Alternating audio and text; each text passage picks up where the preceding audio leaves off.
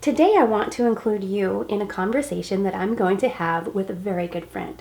Kristy Titus is passionate about the outdoors and wildlife, and she supports conservation and outdoor education.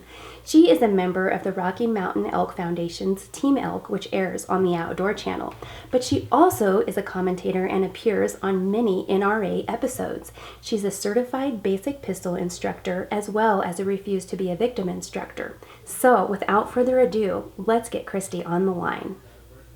I think the first time I met you was at SHOT Show when you were helping at the Shoot Like a Girl booth. And so Yeah. I know that you like to mentor others into firearms, and you obviously hunt. How did you get into hunting? Where'd you get your start, and how did you start shooting firearms? So I grew up in Oregon here, and my parents are really non-traditional, and we have mules. And for our family vacations, we would take our mules and pack into the backcountry and camp and fish high lakes and just enjoy the weekends together. That's kind of what we did. So we never went like on more traditional type family vacations like Disneyland and stuff like that. So yeah, from the time I was very, very tiny, that's all I know. And speaking of that, I've always watched NRA Tips and Tactics, and then now I see the I Am Forever episodes appearing. So can you tell me more about that and what the purpose is, how you started doing that?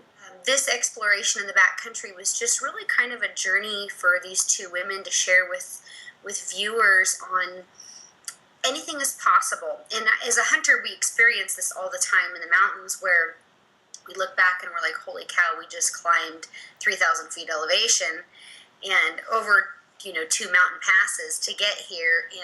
And the success is in the journey. And it's just a unique story of how we need to educate and inform our ever-changing society now of how the foundation of our country was founded, get them back to our roots so that we continue freedom, because freedom is not free. It's never given. It's never guaranteed. It's something that we constantly have to work for and strive towards. And we're at a really big tipping point from the standpoint of our government right now, where that's going to lead us, especially in this next election. Yeah. And speaking of the election, I mean, nobody wants to talk about it, but we have to talk about it. We kind of have to grow up and stand up.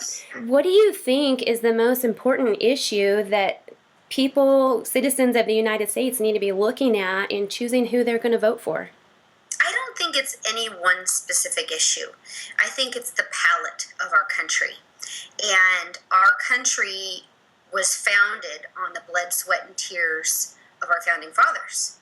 And they implemented a series of documents, and the Constitution is one of those documents, obviously.